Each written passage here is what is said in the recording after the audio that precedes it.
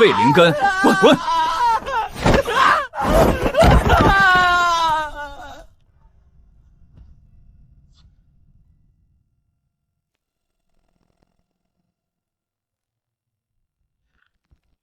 无灵根下去。聋了，无灵根就是无灵根，你把手摁烂了也测不出来，别挡后面的路。我能吃苦，做门杂役也行，扫地也行，干什么都行。年年都有你这样的，满脑子仙缘。哼，我跟你说实话，凡人就是凡人，仙道跟你没关系，回去种地吧。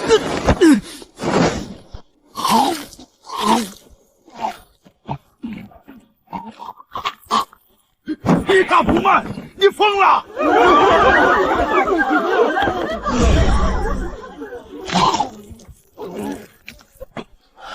我李长生求仙之心，可见日月。若青云宗不收，我就死在青云宗门口。死在山门口？若是传出去青云宗凡人求仙服毒自尽，我这管事还干不干了？来人，把这个疯子拖走，扔远点，别死在山门口，晦气！等等，陈管事，这人给我吧。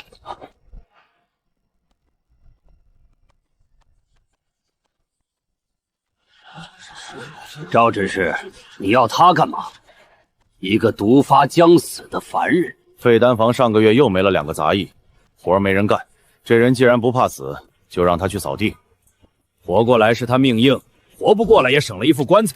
随你，别死在大路上就行。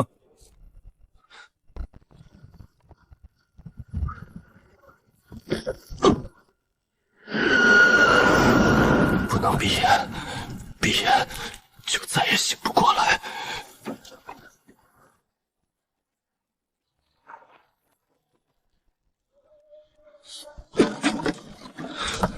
又一个短命鬼。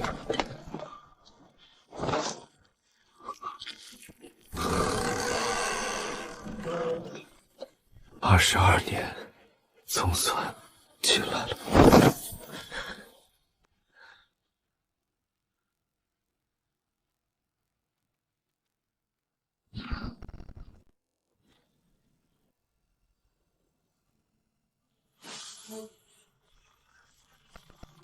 什么东西？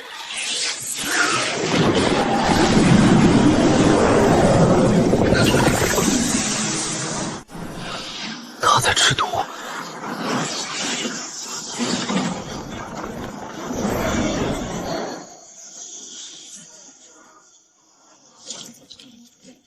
这是灵力。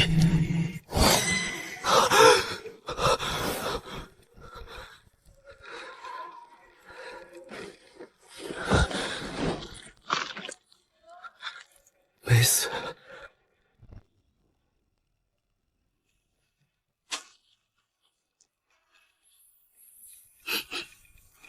废丹。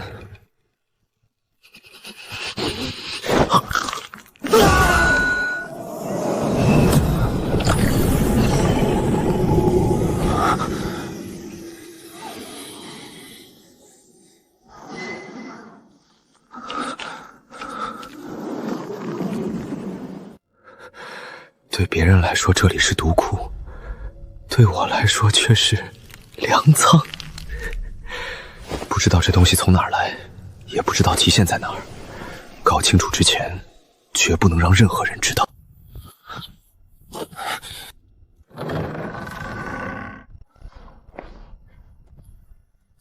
还没死？没搞清他的来意之前，先低头。脉还在跳，吞了5、6片七煞毒蔓，居然扛了一整夜，有意思。行，命硬就留着使。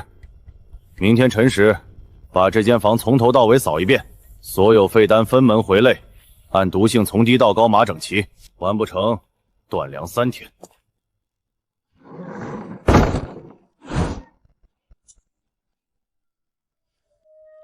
按毒性分类，分类之前得先尝尝味道才行。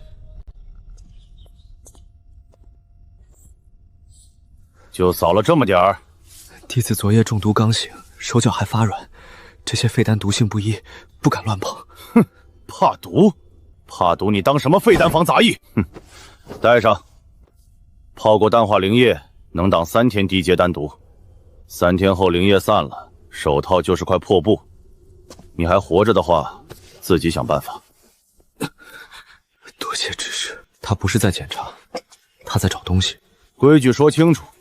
废丹房每月初1由内门丹阁统一投放废丹，你负责分类登记。黑渣到坑里填埋，碎丹装罐封存，液态丹毒引入后院废池。2条铁规：第一，不准私自进入后屋暗室，里面存的是筑基期以上的高阶废丹，你一个凡人碰到就死。第二，不准和任何人提起废丹房里的情况，有人问你就说都是毒渣和烂泥。听明白了？明白。今天的口粮，后天把前厅清完，再给你送吃的。上一个杂役干了4个月，死在毒气渗进肺，烂成了一滩水。你要是怕，趁早跑，反正跑了也没人找你。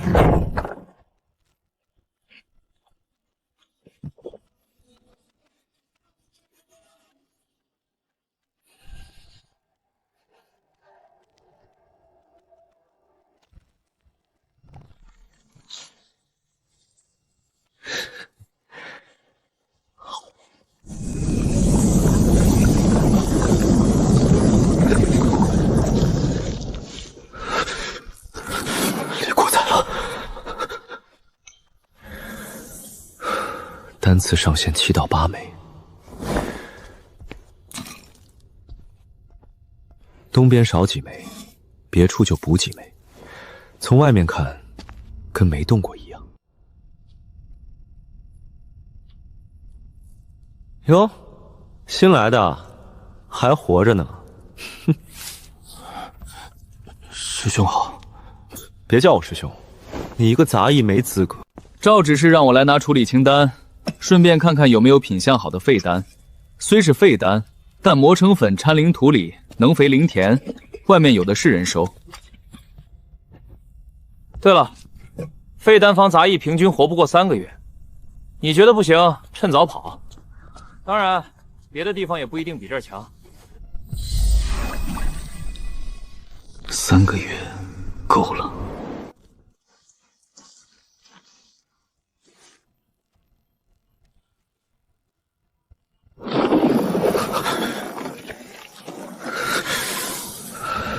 这东西不该出现在低阶废丹堆里。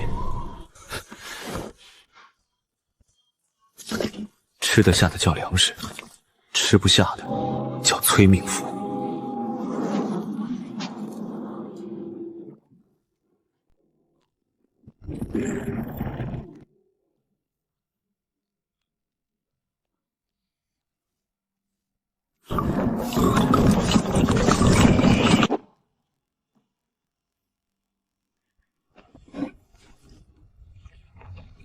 淬骨丹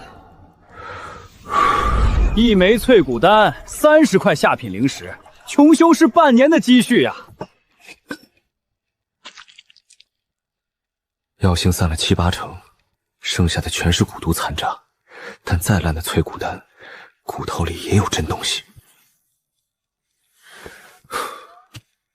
距离炼气1层就差最后一步，吃整颗太咸，吃一半。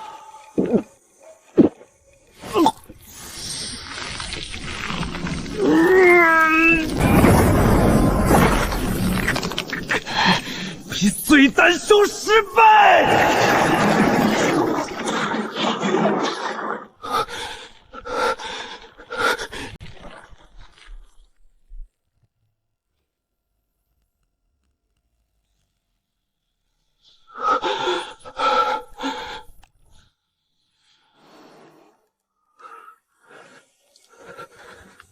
炼气1层，骨密度变了，非淬骨丹的副奏。炼气1层的修士，灵力流转会产生气机波动。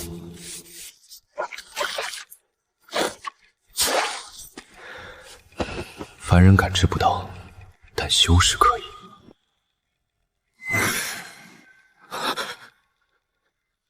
赵执事下次来查房，要是感应到一个凡人杂役身上有灵力波动，那就全完了。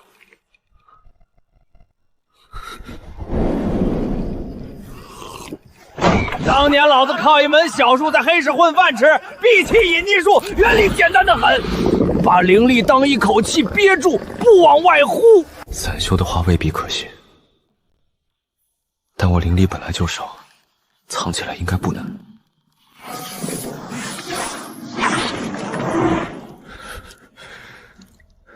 不听话，硬追不行，得换个思路。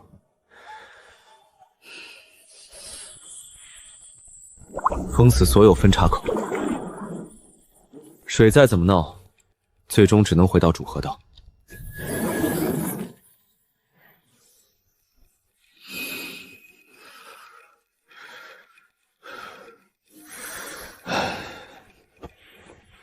不算什么正经功法，但够用了。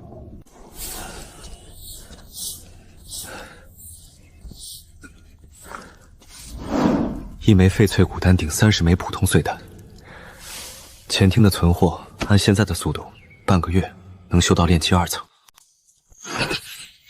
后屋那些能毒死修士的高阶废丹，才是真正的大餐。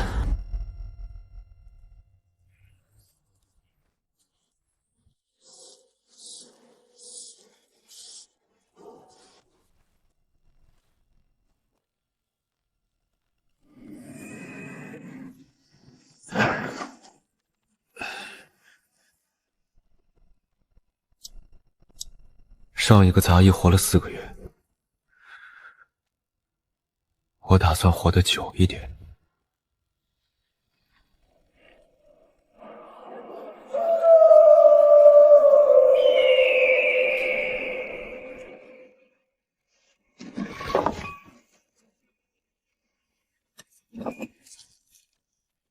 2阶，前厅全是1阶废物，这东西怎么会在这儿？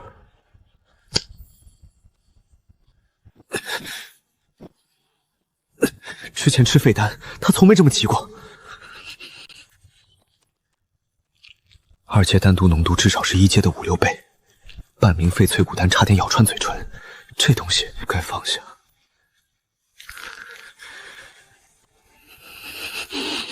拼了，吃下去！炼气2层不是没可能。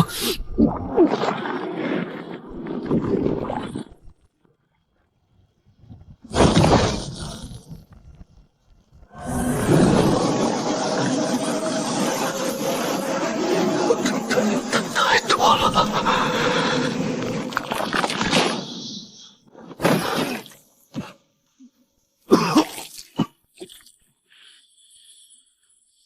毒素堵在经脉里，熔炉吞不下，再这么下去要爆体了。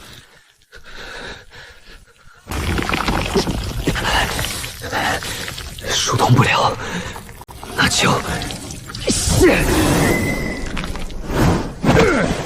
干完活把酸劲甩出去，蹲、起、抡、砸，别憋着。酸劲和灵力有什么区别？都是堵在身体里出不去的东西，甩出去。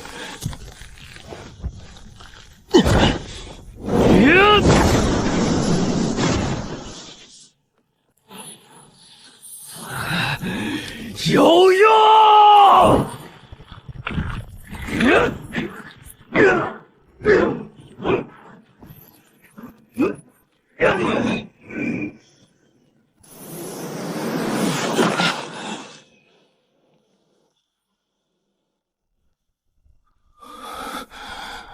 活下来了，但此次经脉伤了，短时间内不能再碰2阶废丹。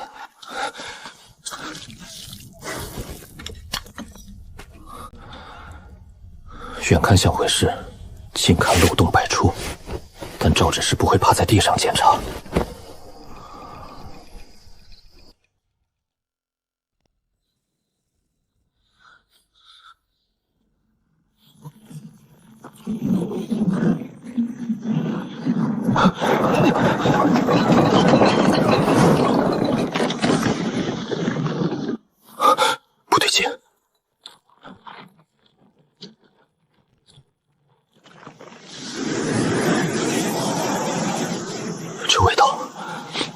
毫无暗示门缝里渗出来的一样，浓了几十倍。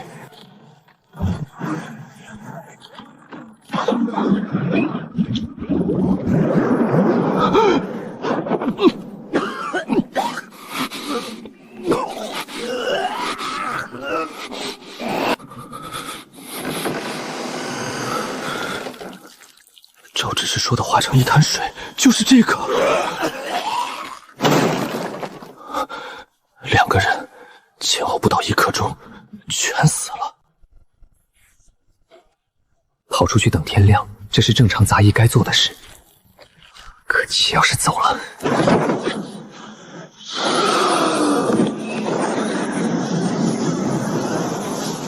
能扛，但只是能扛。前庭的毒烟是零嘴，后无才是正餐，和吃废丹是一个道理，区别在于吃丹能控制数量，毒物没法控制浓度。拼一波！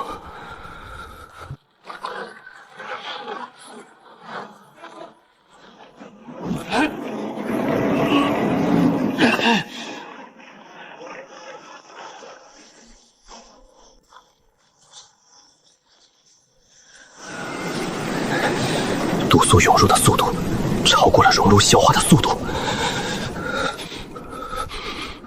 控制呼吸深度和频率，就能把战线拉长。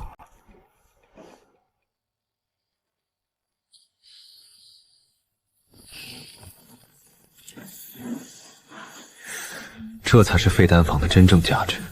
前厅那些碎丹，只是开胃。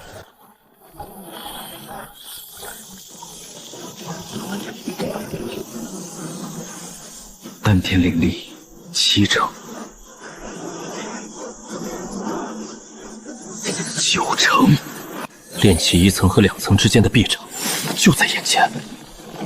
赵执事一旦得到消息就会来处理，窗口期有限，不能再磨了。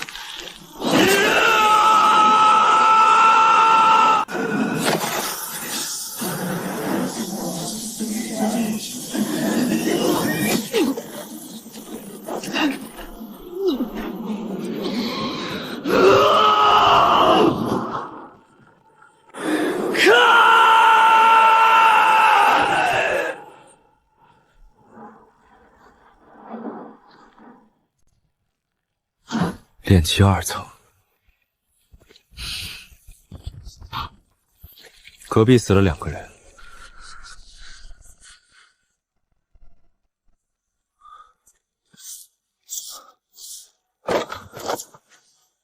太精神了，不像快死的人。一个中了丹毒硬撑着没断气的半死杂役，这才是赵执事推门进来时应该看到的画面。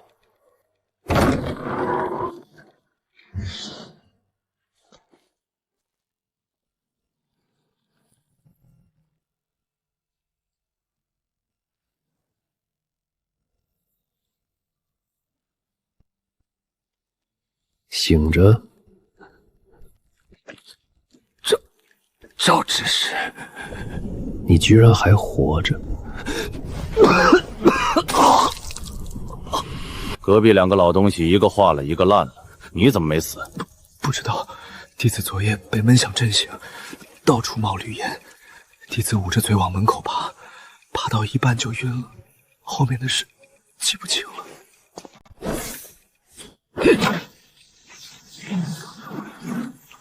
地下的镇毒阵老化了，30年的废丹毒素压在地底。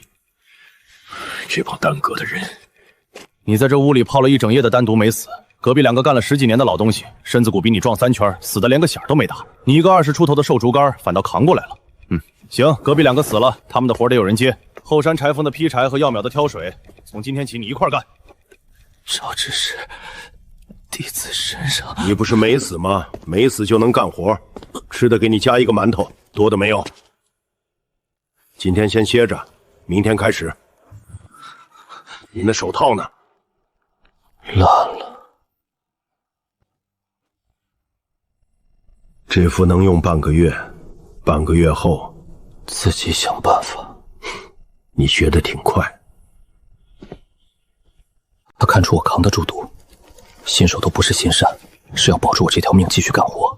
双倍工作量不是惩罚，是试探我到底能扛多少。灵纹、阵法、符箓、法器，万变不离其源，学，慢慢学。赵执事第一天查房时翻药架的眼神，扫过某些瓶子时的一闪一灭。这个人有自己的算盘。我从棋盘上的灰尘变成了一颗能被粘起来的棋子，棋子比灰尘值钱，但棋子也会被吃掉。昨晚后屋的毒物只吃了不到30%，药架上那些老存货还在。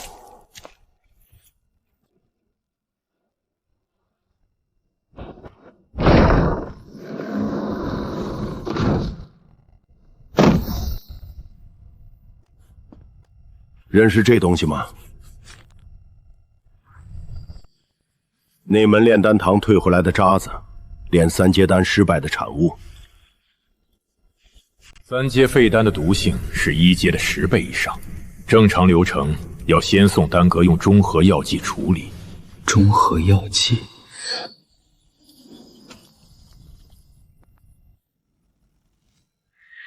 但丹阁那帮人太慢，这项东西不能等，放久了毒气会泄出来，到时候又是上次那种动静。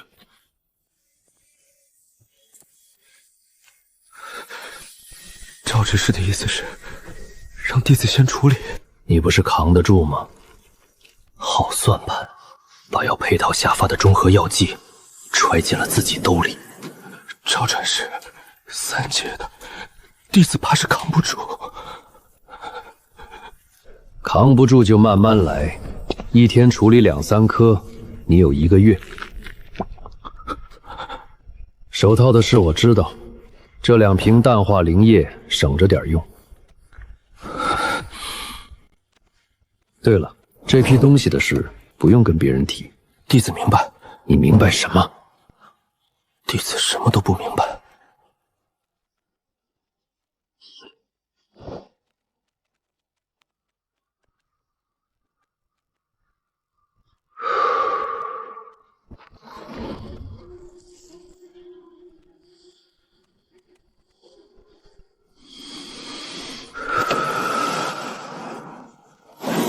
不能急，看快就要付代价。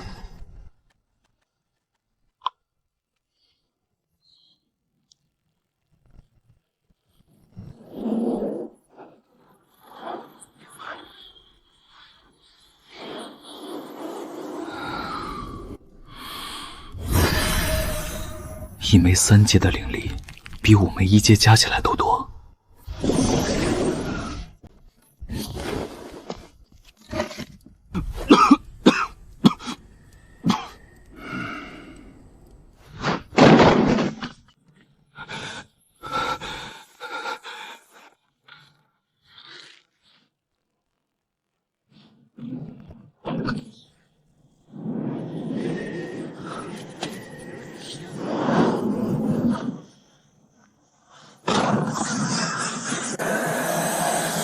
离炼气3层不远了。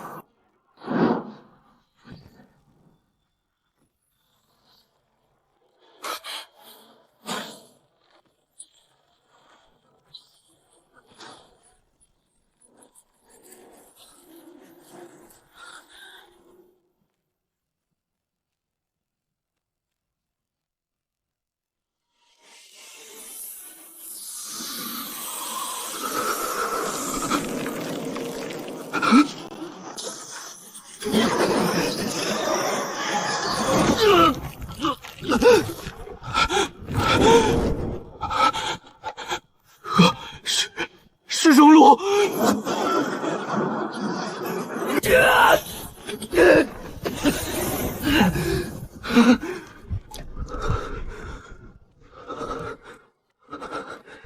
烈风大响，有东西。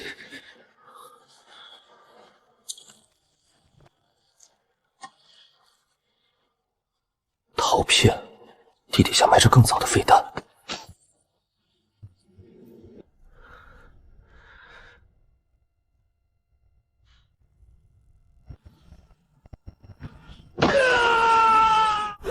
吃掉它！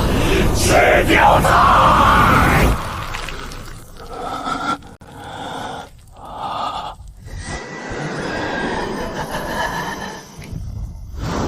起停下！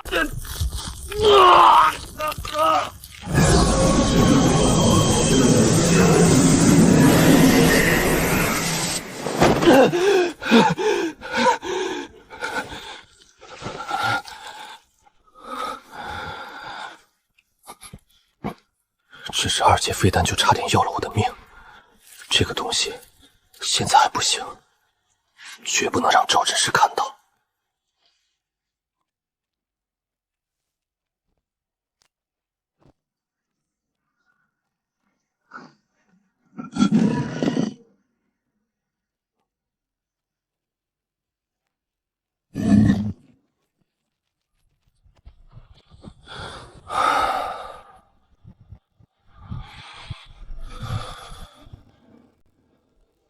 等着吧，等我变得更强，强到足以吞下你。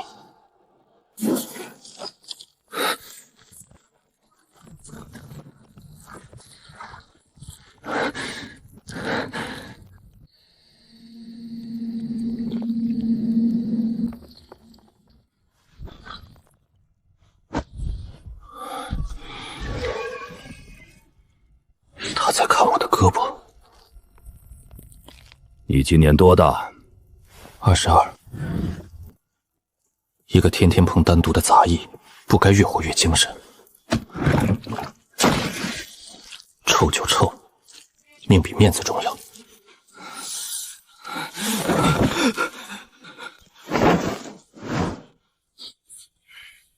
废坑该清了，坑底毒渣刨出来装箱，下个月单阁的人来运走。几十年的丹毒沉淀，浓度远超3阶废丹。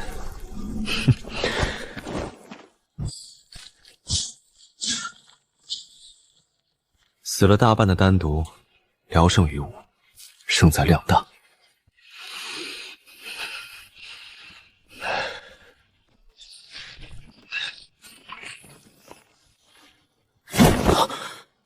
和裂缝里挖出来的一模一样。废丹灰烬，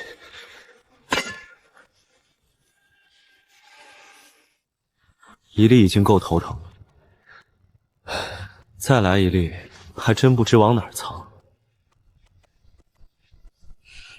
丹田灵力9成，又到了冲关的时候。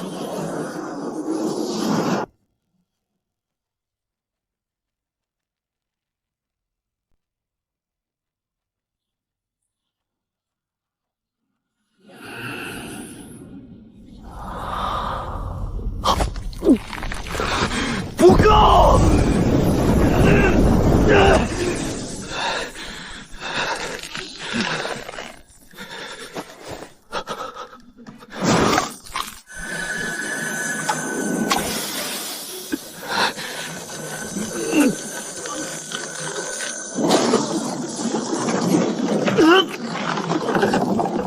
灵力还是不够。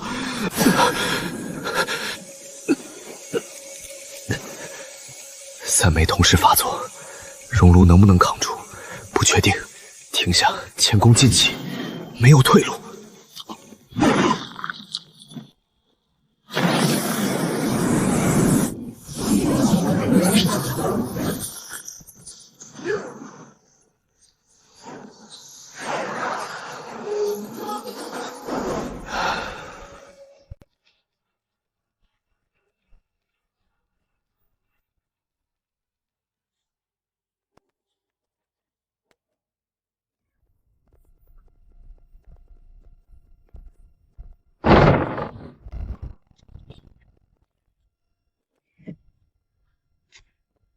几位师兄有事吗？废丹厂管事杂役，回师兄，弟子是。姓名？李长生。什么时候调来的？1个月前。本堂纠察使陆玄铁，外门丹药房昨夜发生盗案，一瓶半成品凝气丹失窃，价值300下品灵石。300灵石，够一个外门弟子吃1年。戒律堂3级搜查令，人物房全查。人物房，弟子配合。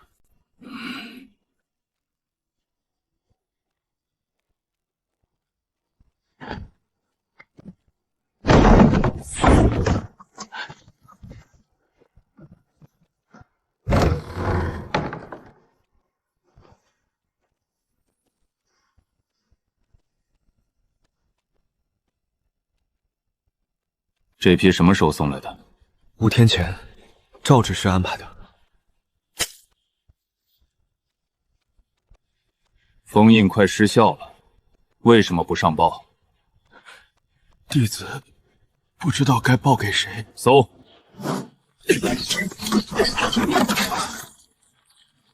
废坑存毒渣的，刚清过。搜身。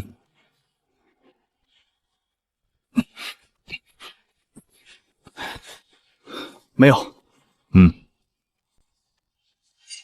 寻灵盘，方圆3丈内有灵力运转，这根针就会有反应。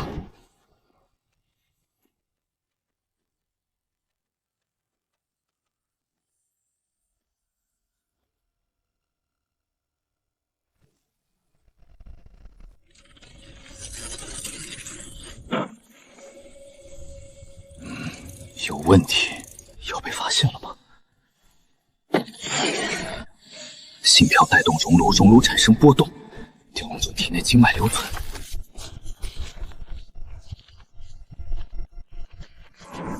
必须要切断源头才行。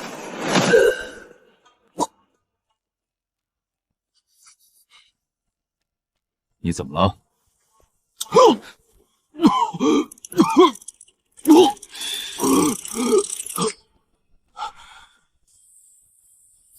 行了，把后屋那批废丹登记造册，3阶废丹不经丹阁处理就下放，不合规矩。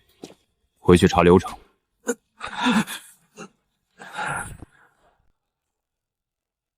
起来。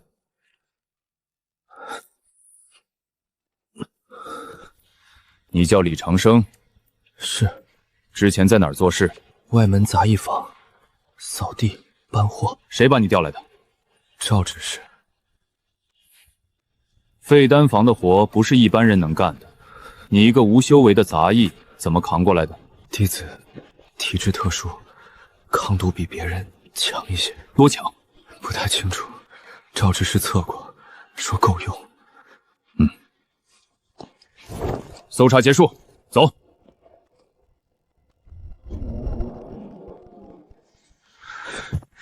停心跳的办法只能用1次，用多了，要么被识破，要么把自己停死，得找别的路。戒律堂的人来过了。来过了，刚走。查了什么？全查了，人、物、房，用了寻灵盘。后屋那批丹，他们登了记。那个姓陆的说要查流程。你跟他们说了什么？他问废丹谁送的，弟子说是赵执事安排的，别的没了。他问什么，弟子答什么，没多嘴。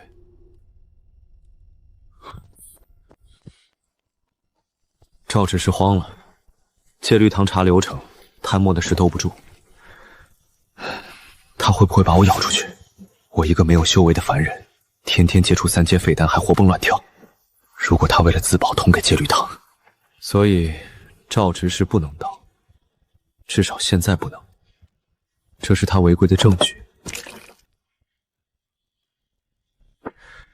证据在我手里，他就得继续和我做交易。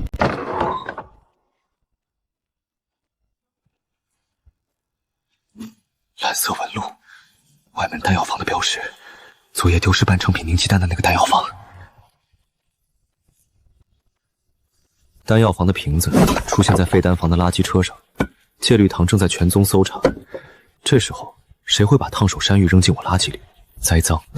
有人偷了丹空，顺着线索查到垃圾塞车，垃圾车是废丹房的，我就成了第1嫌疑人。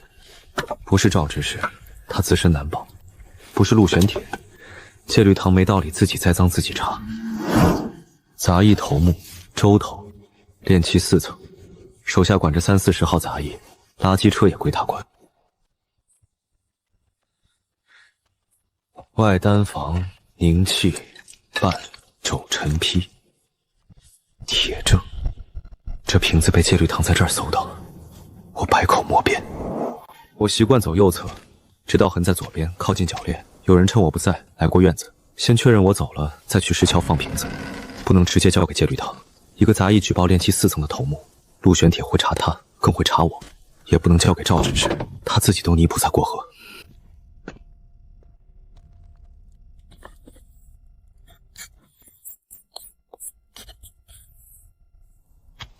傍晚巡逻的执事弟子会走这条路，陶片被发现，戒律堂查垃圾车，找到瓷瓶，追查来源，锁定周德发。整条链不需要我出面，我只是在路边丢了一块垃圾。周德发为什么要偷凝气丹？一个炼气4层的头目，偷300灵石的东西风险太大，除非他不是为自己偷的。他手下管着几10个杂役，分布在外门各处。如果有人需要一双能伸进各个仓库的手，周德发就是最好的中间人。不急，日子还长。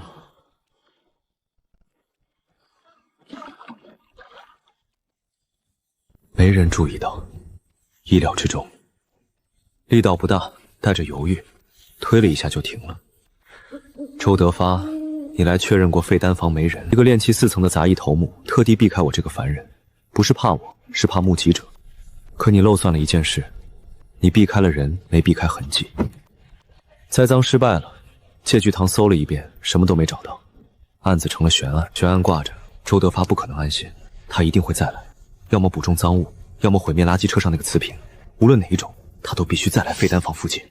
什么时候来？不是今天，戒律堂刚搜完，明天也悬，最快后天，最迟大后天，直接动手。炼气3层对4层没有必胜的把握，就算打赢，暴露修为的后果比栽赃更致命。报告赵执事，一个贪污犯只会怕事闹大，告诉陆玄铁，刮痕说明不了任何问题，我需要的是一场事故。青灰毒性偏寒，挥发慢；赤红毒性偏燥，挥发快；乳白毒性最弱，药力最多。这个3种互相排斥的丹毒挤在一枚丹里，结构极不稳定，一碎就炸，释放大量灰白浓烟，有毒但不致命，一枚就能填满整间屋子，2刻钟不散。但光有烟不够，烟只能制造混乱，留不住人。这层毒渣是死的，活性极低，空气中几乎不挥发。我清理的时候刻意留了这一层，一旦接触高浓度的活性单独气体，死毒渣就会被激活。激活后释放无色无味的气体，不伤人，但能让灵力运转速度骤降到3成，持续1炷香。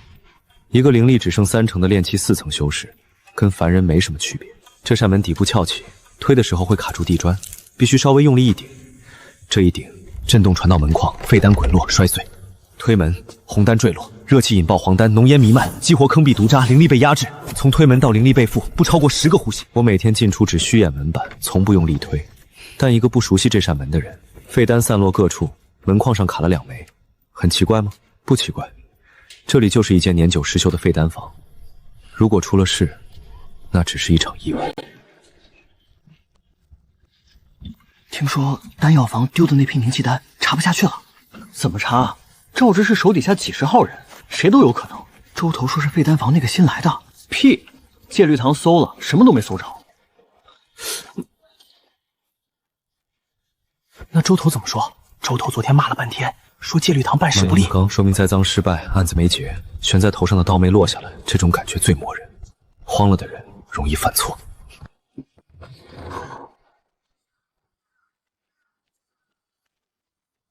第2天，没人来。第3天，还是没人。他不会派手下来，偷凝气丹这种事，知道的人越多，翻车越快。周德发是个谨慎的人，他会自己来。来了。中等身材，微胖，重心偏右，惯用右手。是你，周德发。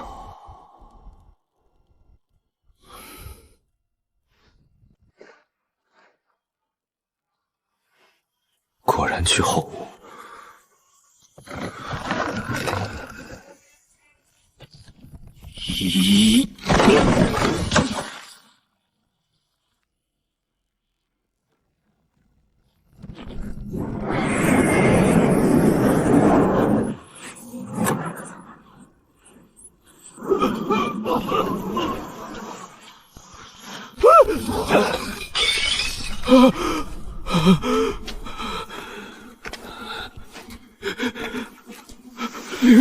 灵力转不动了，谁在？就这点毒，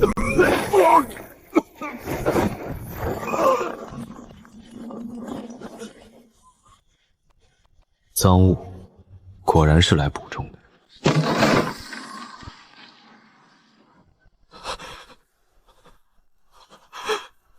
来人，快来人！飞弹房出事了，有人闯进来了！来人啊！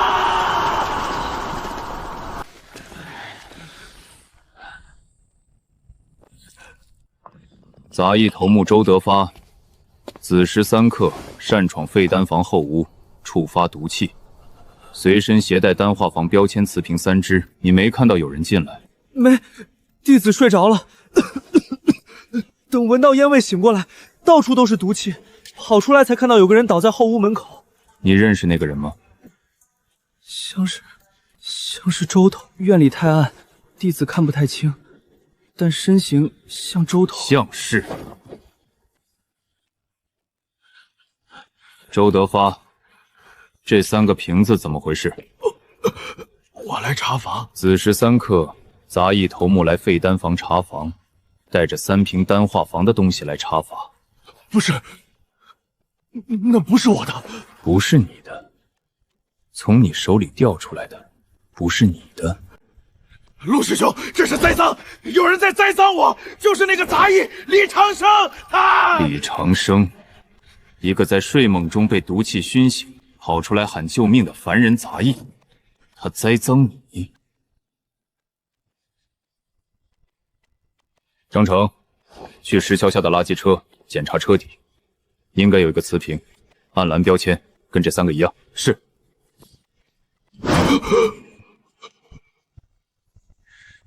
陆玄铁居然自己找到了垃圾车上的瓷瓶，有意思。半成品凝气丹，丹药房3个月前那批失窃的货，一共4瓶，3瓶在你怀里，1瓶在垃圾车底下。垃圾车在你管辖的巡查区域内。陆师兄，我冤枉，我是被人陷害的，那些瓶子不是我带进来的。门板左侧有新刮痕，戒律堂搜查当天你也来过这里。周德发，丹药房失窃案，人赃俱获，你有什么要说的，去戒律堂说。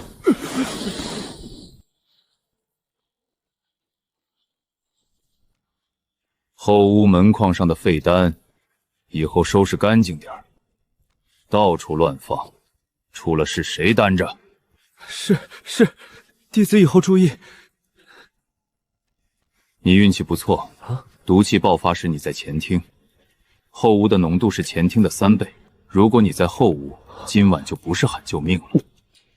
弟子命大。周德发被带走了，案子有了着落，戒律堂不会再来，赵执事的供货渠道也还在，一切都能回到正轨。赵执事后天应该会来送新一批废丹，如果运气好，可能会带4阶的来。赵执事居然提前了2天。长生，今天怎么这么客气，叫我名字？至少12枚，比平时多5枚。赵执事今天来这么早？少废话，把门关上。听说前几天出事了。是，周头半夜闯进来，撞翻了药架上的废丹，弄了一屋子毒气，弟子差点被熏死。弟子命大，当时在前厅睡觉，毒气主要在后屋，跑出来的时候吸了一些，咳了2天，现在好多了。你没事？长生啊，你觉得自己在废丹房能干多久？弟子不知道，赵执事让弟子干多久就干多久。我不是这个意思，我问你，你想不想换个差事？赵执事不是好心人，突然替换差事，必然有所图。弟子当然想，但弟子没有修为，能换什么差事？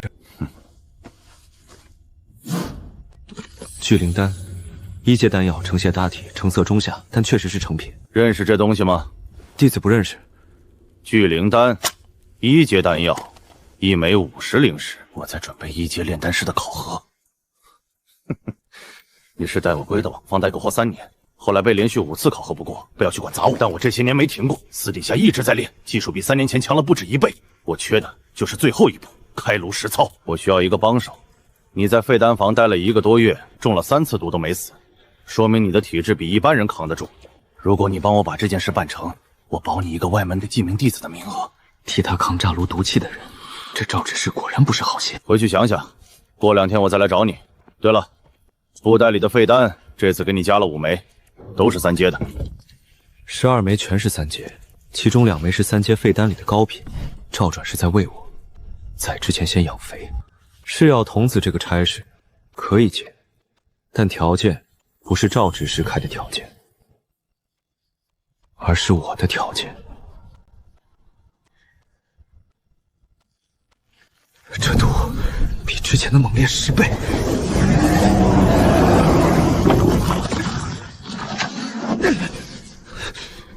要么压缩，要么溃散，拼了！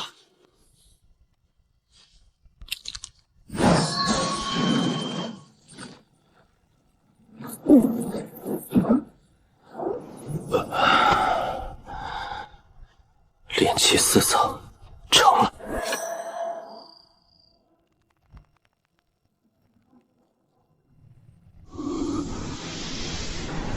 我的五感，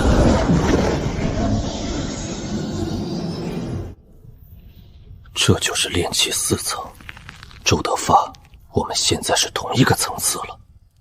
等等，这个声音是呼吸悠长，远非炼气修士可比。筑基期，有人在监视我。不是周德发的同伙，巡逻弟子更不可能有这种修为。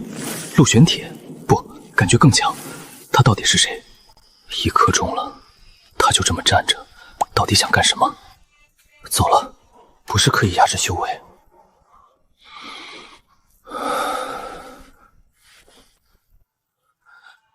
监视废丹房，不是在监视我？难道我的秘密被发现了？不想了，当务之急是适应炼气4层的力量，然后噬药童子。赵执事，你的3阶废丹已经喂不饱我了。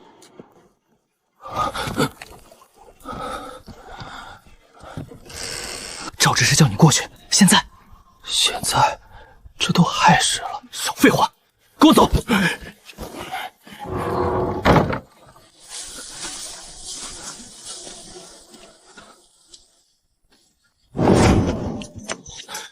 进去，赵侍卫在里面。门别忘了关上。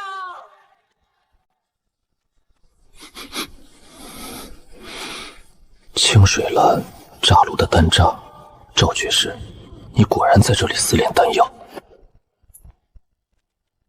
还有别人来过。关门。隔音禁止，果然是在做见不得人的事。你来看看，认识几种？弟子不认识。哼，你不需要认识。我炼丹的时候，你就站在这里。不用动，不用说话，站着就行。距离炉口不到3尺，如果炸炉了呢？炸炉了，你挡在炉口前面。肉盾，连噬药童子都算不上，他要的是一面活的肉盾。单独先冲你，散开之后浓度会降低。我在你后面，够时间运功护体。外门记名弟子的登记预检。名字还没填，这是聚灵丹3枚，值150灵石，提前给你，算定金。炸炉时的丹毒浓度至少是废丹房的30倍以上，对凡人是穿肠剧毒，对我却是无上大补。弟子怕死，但弟子更怕一辈子当杂役。赵执事，弟子什么时候开始？明晚。长生。赵执事，今晚要炼什么丹？极品毒丹，这气味比废丹纯粹100倍。半部破障丹，本来要炼1阶破障丹，炸了半炉，这是唯一成型的一颗。这是什么？它是毒药，剧毒，吃了它。您不是说让我挡炸炉吗？怎么让我吃毒药？我不干了，外门名额我不要了。想来就来，想走就走。3个月前，我找过一个杂役秦三，他吃了一点粉末，只坚持了1炷香，整个人爆开了。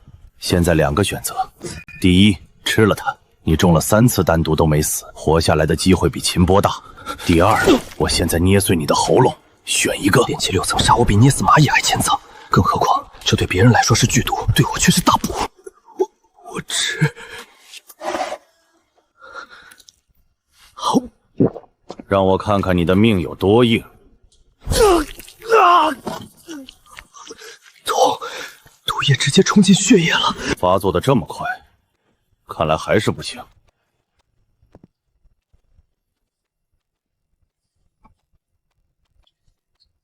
终究是个凡人。没死，熔炉动了，毒液全被扯进去了，转化成了灵力。果然还是死了，又得重新找人。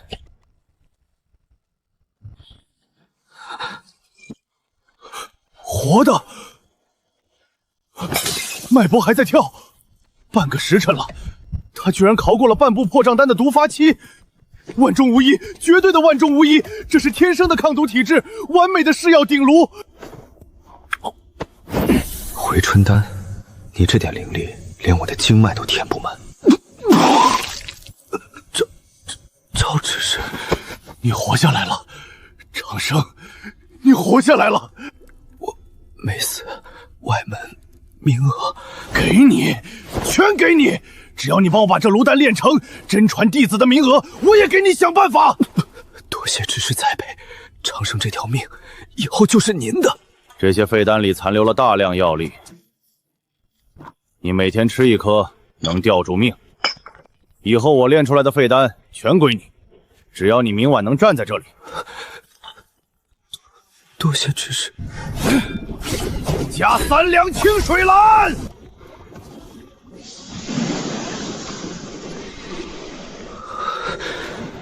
来得好。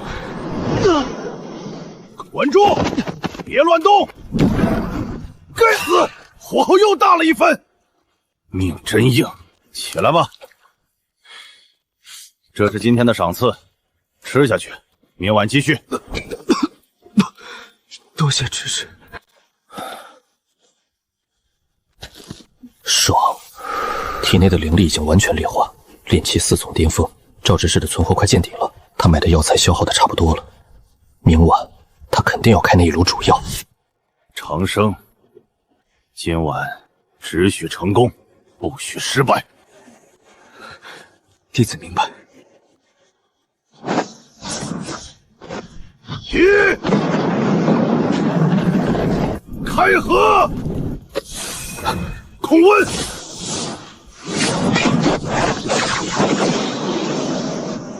狂暴的火属性灵力。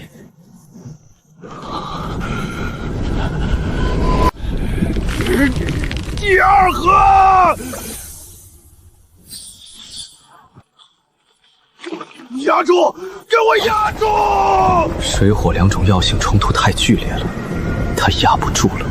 好，就是现在！第3河！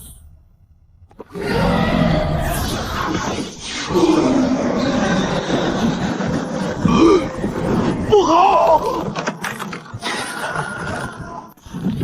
炸炉了！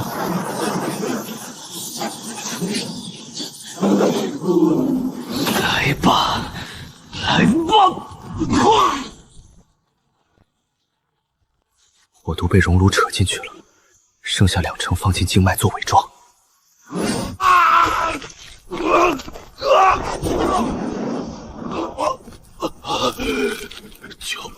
救命！火毒清理干净了，炼气5层的屏障随时能破。赵执事，您这炉丹炼得可真好啊！